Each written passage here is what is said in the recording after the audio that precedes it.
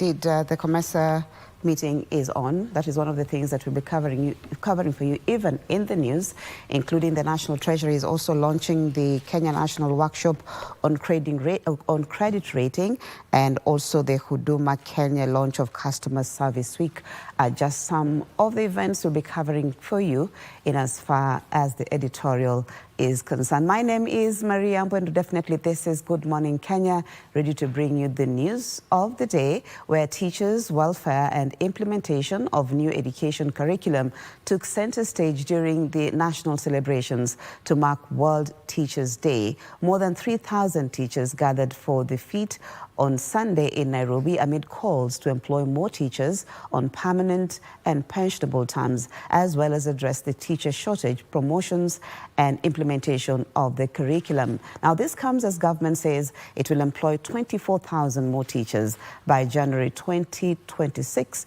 to bridge student-teacher gap. John Kahiro was there and brings us these details. Asante sana. Sunday at the Moi Sports Center in Kasarani, Nairobi. Kenyan teachers will have the opportunity. Teachers gathered to mark the World Teachers' Day under the theme Recasting Teaching as a Collaborative Profession. TSC, thank you so much. It is here that the question of teacher shortages, their welfare and the new curriculum took center stage. Education Cabinet Secretary Julius Migos Ogamba reiterated the government's commitment to addressing the teachers' plight. Behind the scenes, you'll also go and drag those ECD teachers. They are being paid below the minimum wage.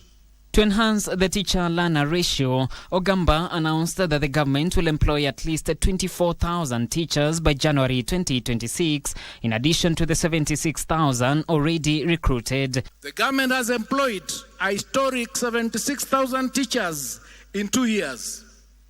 A further 24,000 teachers are to be employed by January 2026, making a total of 100,000 teachers in a record 3 years on course to bridge the teacher shortage. If we have 40,000 schools and this is 100,000 teachers, that means 2.5 teachers per school, and that is not adequate even as we actually launch the senior school. While commending the teachers on the implementation of the competence-based education, Ogamba revealed that the Teachers Service Commission will disburse a total of 950 million shillings to enhance the retooling of junior secondary school teachers. The government has provided to TSC a total of 950 million Kenya shillings for retooling teachers in this financial year.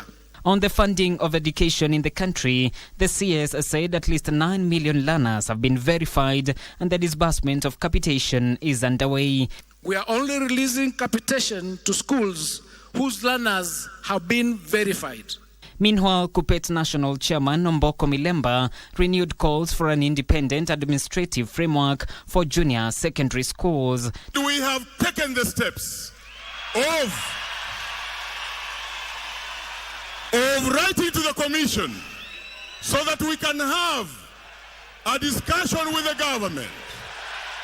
Teachers from private schools called on the government to intervene in streamlining and enhancing their welfare.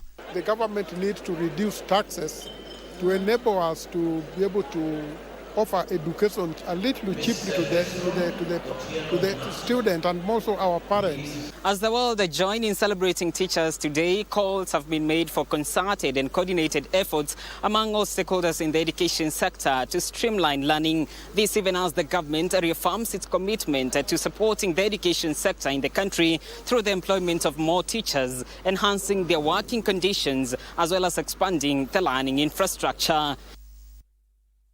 Thank you, John Kahiro, for that report. Now, President William Ruto has scoffed at the opposition leaders, accusing them of conducting early campaigns at the expense of service delivery to the electorate. Speaking in Meru County, the head of state said he will not be derailed from fulfilling his campaign pledges to the people. At the same time, he announced plans were underway to grant Meru a city status. Give us a minor, brings us the details. Meru County on Sunday hosted President William Ruto and his deputy Kithure Kindiki for a church service at St. Mary's AIPCA Kadhelwa.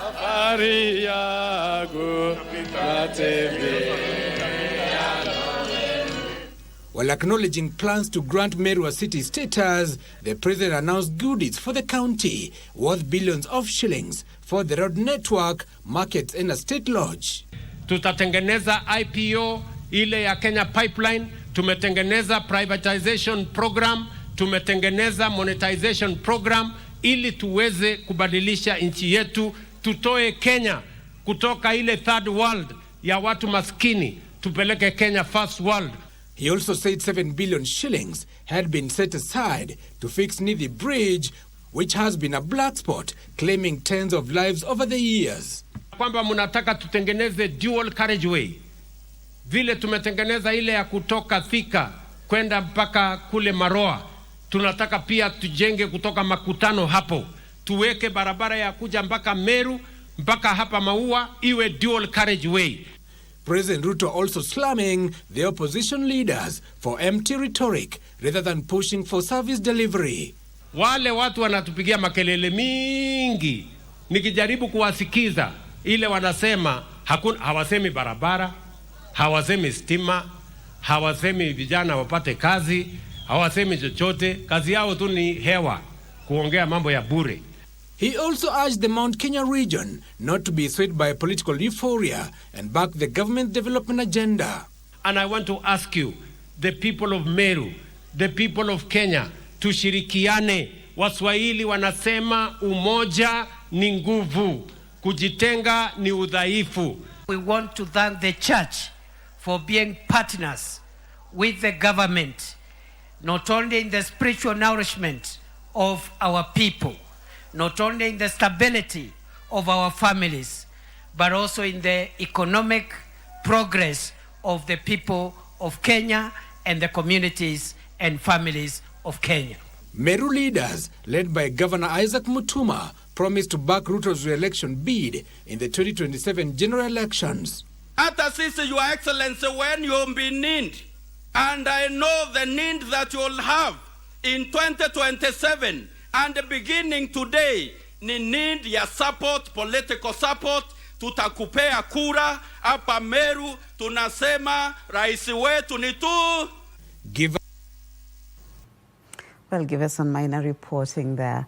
The Orange Democratic Movement Party and Wiper Patriotic Front Party are locked in a war of words over claims that ODM's leader Raila Odinga is battling health complications. ODM, through its secretariat, has accused opposition figures, including Kalonzo Musyoka, for allegedly sponsoring the misinformation campaign against Raila. However, in a swift rejoinder, the Wiper Party dismissed the claims by ODM against Kalonzo as malicious, reckless and false.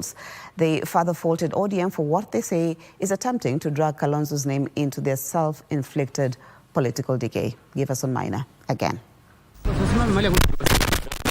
The online community has been awash with claims that ODM leader Raila Odinga was unwell.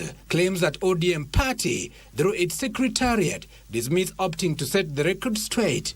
In a press statement by the Orange Party Secretariat, signed by Dennis Onyango, the party threw shade at opposition figures, mainly Rigathi Gachagua, Kalonzo Musyoka, and Eugene Wamalwa, faulting them for allegedly sponsoring the misinformation campaign on the health of Odinga. Further, they faulted the trio for smear campaign against Raila's bid for AUC chairmanship. ODM said Odinga left the country on Friday for an undisclosed mission. The party adding that if Raila was ailing, he would have made it public, as he has done in previous instances, including when he was diagnosed with COVID-19 and hospitalized in 2021. However, in a quick rejoinder, Wiper Patriotic Front, through its Secretary General Senator Shakil Abdallah, fired back, saying Kalonzo harbors no ill will towards Kalonzo's longtime political ally Odinga. They further dismissed claims that Kalonzo was responsible for Raila's loss at the AUC bid, maintaining the party will not allow Kalonzo to be dragged into what it termed ODM self-inflicted political decay. Well, and as the political, scene heats up for the 2027 general elections, political activity characterized the weekend as political players continued advocating for young people to register as voters during the ongoing voter registration. Former Chief Justice David Maraga, who is eyeing the presidency in the next poll, urged the Christian faithful to take part in the polls as part of their civic duty. Similar calls were witnessed in Malava, with calls for IEBC to be well-funded to conduct the polls. Here are the details of the political drumbeats as the weekend came to a close. Calls for voter registration dominated conversations over the weekend, with political actors challenging the youth to register as voters. Former Chief Justice David Maraga, who is eyeing the presidency through the United Green Movement Party, urged the Christian faithful to seek divine guidance when choosing leaders, as well as register to vote as their civic duty. The church is composed of people. We want everybody to have the freedom of choice to choose their leaders. And we want to pray that God leads in that. Christians are members of this great nation.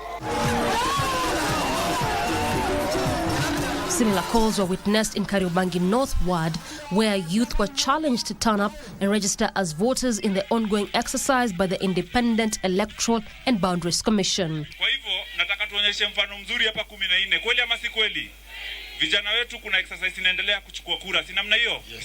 Kwa hivyo nataka vijana mjitokeze kwa wingi, mchukue kura. Separately, Busia Senator Okia Omtata has vowed to challenge a plan to privatize the Kenya Pipeline Oil Refining Company, terming it unconstitutional. We would like to see KPC negotiating, the Kenya government, instead of selling KPC, should be negotiating with Uganda for whey leaves to take that KPC to Kampala, negotiate with Rwanda and Burundi and those countries and Congo, take KPC up to Goma. Elsewhere, former Interior CS Dr. Fred Matiang'i has expressed concern over low turnout during the ongoing voter registration exercise. He urged the youth to register to have a voice in governance. I pledge to you in this sanctuary, I will never let you down, and you will see